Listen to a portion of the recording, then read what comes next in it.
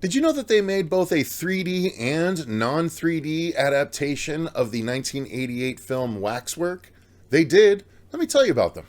The Waxwork comic has both a regular and a 3D version of the exact same story. The story begins with a homeless man who sees an open door at a wax museum on a cold night, and when he enters, he bumps into a Jason-like wax figure that suddenly comes to life and kills him. We also see two guys watching, saying that now only 6 more are needed. We then meet Mark, China, Sarah, Gemma, James, and Tony as they head to the school. But on their way, they meet a man named Warner, who invites them all to his waxwork that night, who invites them all to his local waxwork. That night, the kids head to the waxwork and see a few horror figures like Jason and Dracula before China accidentally steps into another dimension, where she's in a gothic castle and she's confronted by a group of vampires. Next, Tony enters a dimension where he encounters a full-on werewolf. Back in the other painting, as China fights and defeats the vampires where she is, Tony and some hunters fight off the werewolf in his painting. But one hunter is killed and Tony gets bitten. As he immediately starts to change, however, the other hunter wastes no time and shoots him. Meanwhile,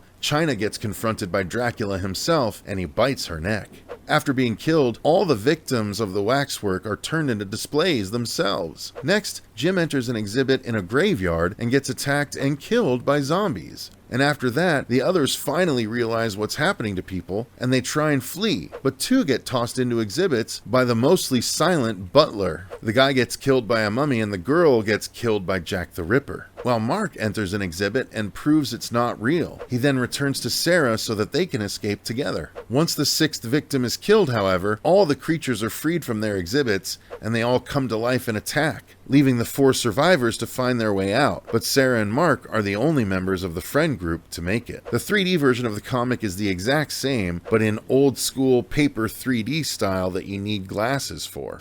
So that's it for the comic adaptations of the Waxwork film from 1988, both the regular and the 3D version. Let me know what your thoughts are in the comments below, and I'll be back soon with more horror comics coverage.